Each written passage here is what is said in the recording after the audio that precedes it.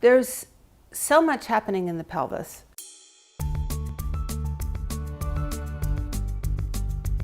So many layers, there's so many organs, there's so many muscles, there's a lot of layers of connective tissue, there are a lot of nerves. All of these things can be affected for better function or for not so good function. The good news is there's a lot we can do for ourselves to improve pelvic floor health. Health of the muscles of the pelvic floor, health of the organs in the pelvic floor, health in the connective tissue of the pelvic floor, and what we can do for scar tissue that has accumulated over time. Sometimes women receive radiation treatments for uterine cancer, and those radiation treatments can create scar tissue. After all, it's a kind of burning that's happening, and that the body will encapsulate. What does it encapsulate with? Scar tissue. And if the area that's being treated is in fact the cervix can get fixated. This is the vagina, this is the cervix, up here is the uterus. This uterus and the cervix are all one organ, and the tip of the cervix is at the back of the vagina.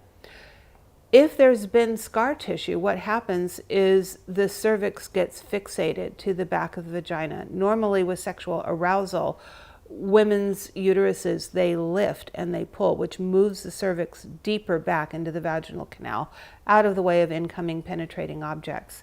And if the cervix can't move because it's literally fixated to the vaginal wall with scar, then there will be impact on the cervical tip, which is going to create cramping in the uterus and create pain during intercourse.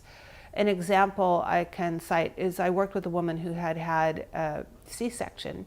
She had given birth to twins and had gotten a C-section, and her twins were 2 or 3 years old when she came to see me. And she said ever since about 6 weeks postpartum, when I was cleared to have sex with my husband, sex has been painful. He's well endowed, and I'm getting cervical battering and it hurts, and I shouldn't have to deal with this because I got a C-section. Why is this painful? And the truth is, if this is the uterus and this is the cervix and here's the vagina, the incision, if this were the front body, is right here, almost at the level where the cervix comes into the vaginal canal. That scar can grow straight in to the uterus, because after all, it's being cut to take the baby out. The scar can grow down into the cervix, and growing down is where the fixation comes from. But the good news is this can be remediated. It can be remediated quite rapidly. It's just, a finger going around a few times around the width of the cervix, just getting that little adhesive lip, which you can hardly even feel. It's so delicate, but it's so strong. And it just takes moments, literally 2 or 3 seconds of contact to actually dissolve that scar tissue. When I treated this woman with this fixation, she said, "Oh my gosh, what an amazing difference. I have no pain. It's like I was back before the days I gave birth." So no more cervical impact with intercourse because her uterus was returned to its normal range of motion. We don't really think about organs as having a range of motion, yet all the organs do. Inside of the pelvis, the bladder has a range of motion. The uterus above the bladder has a range of positions. Our cervix is constantly changing positions depending on the time of the month, depending on how stressed we are, depending on how we're using our body or not using our body, etc. So these organs kind of move around in there unless they're fixated in place by adhesive scars, in which case they don't move, and that's going to affect their function.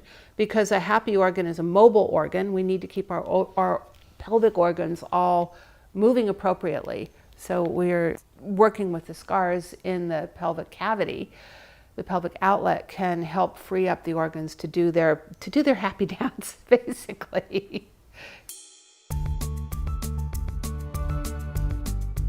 I got into sexological bodywork as a way to give me scope of practice to pursue scar tissue, because I was told by one of my early bodywork teachers that this was an area in deep need of exploration.